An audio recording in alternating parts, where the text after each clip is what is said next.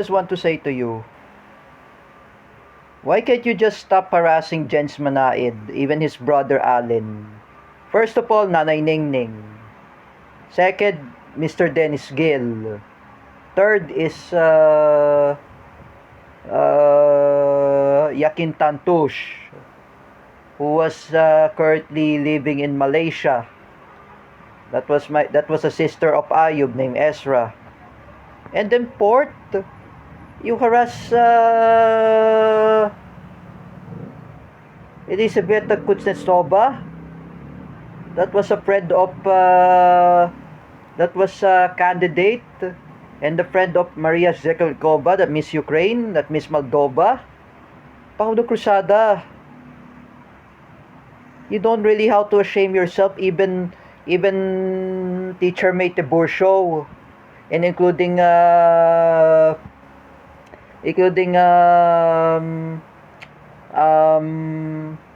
my schoolmates in CDIFI, Wawel Romero, Sam Eranjo,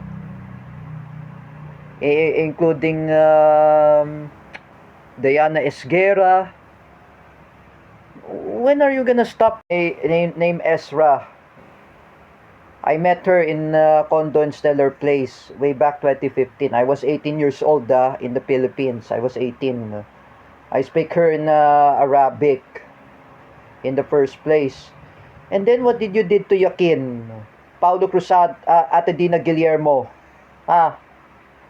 You say to her, pugutan kita ng ulo mo. Sige lang, patayin mo na si Rodrigo Duterte. Ate Dina Guillermo, if I say again, if Teacher Evelyn Caja had seen this, or even Teacher Lendel or Teacher Jessa, even Teacher Mate Burshow and Teacher Marisa, if they seen this, lagot ka. Pag nakita yan, like I said, lagot ka. Even what I realize, it's invading their privacy. You're invading the privacy of Yakin Tantush. And then you want to threaten to kill the former president who was detained in the Netherlands, named Rodrigo Duterte. What kind of person are you, Ate Dina Guillermo? The Paulo Cruzada threatening to hostage Ate Ellen Silverio Macalintal, that was a wife of Kuya Jojo. Paulo Cruzada, when are you gonna learn your lesson? When you were in JASAMS, in PW, or the Philippine Women's University. It is very nice to attack Ate Ellen Silverio, Paulo Cruzada. This one, he says about to Rodrigo Duterte, what he said before, patayin ko si Rodrigo Duterte. Paulo Cruzada, I say again, if Sara Duterte was become a president of the Philippines, if you say that to her father, lagot ka, Paulo Cruzada. Mapapa-NBI ka pa, Paulo Cruzada. Mapupulis ka pa, Paulo Cruzada. Naka-blotter ka na, Paulo Cruzada. You know, Paulo Cruzada? Is this what you think, that you are a special child? Is it what you think you are autism? You attacking Rodrigo Duterte? What are you? Me, I'm special, Paulo Cruzada. Me, I am autism. We are all autism, especially Jens Manaid, even Christian Mingito, or not Luis Cabales. Luis Cabales is not really autism too. We are all the friends there who are autism, even Ian Martinez. Even Jens Manaid, Christian Mingito, Roylan Marlang, or even Dan Mardayaw or Baham Hernando. You are special, Paulo Cruzada. You are autism. Inaano ka ba ni Rodrigo Duterte? Paulo Cruzada, pag nalaman to ni Danmar Dayaw, oh, like I said before, Paulo Cruzada, pag nalaman to ni Cedric Mariano, or pag nalaman to ni Baham Hernando, or sino man, like I said, even those or even the supporters of former President Rodrigo Duterte, oh, panirinig na yan, like I said before, Paulo Cruzada, lagot ka. You do not know what you're talking about, Rodrigo Duterte. You're still to say you want to kill him? Paulo Cruzada, I say again, if you want to go to Netherlands, I will ask Ninong Michael if you want to see Rodrigo Duterte, Paulo Cruzada.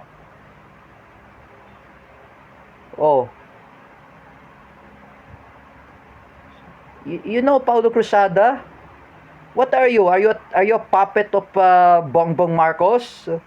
Are you a puppet of Lisa Araneta Marcos? Are you a puppet of Martin Romualdez? Are you a puppet of Auntie Claire Castro? Putang ina mo, Paulo Cruzada, like I said. Fuck you, Paulo Cruzada. You're not listening to your parents, like I said. You know, I've been reported to you. I just tell to your dad, I said it.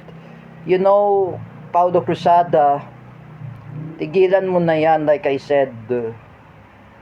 Sumusobra ka na, like what you are doing, it is not really nice. Oh. Just like I said before, Paulo Cruzada, just want to say before, I want to say something, it is not important. I say again, Paulo Cruzada, just stop harassing everyone. Even Shania Kiana, you force her to remove her clothes, even underwear. Gusto mo pa makahubad. Like I said, even you threatening to beheaded Mr. Dennis Gill, Paulo Cruzada,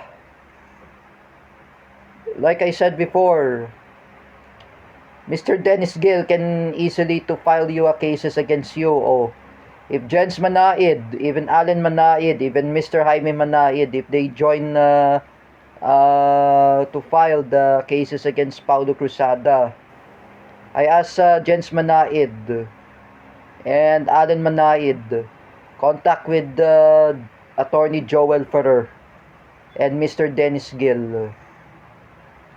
If I want to say to both of you can file the cases against Paulo Cruzada.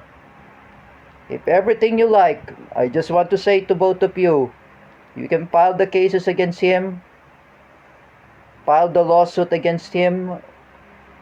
He can bring him in jail.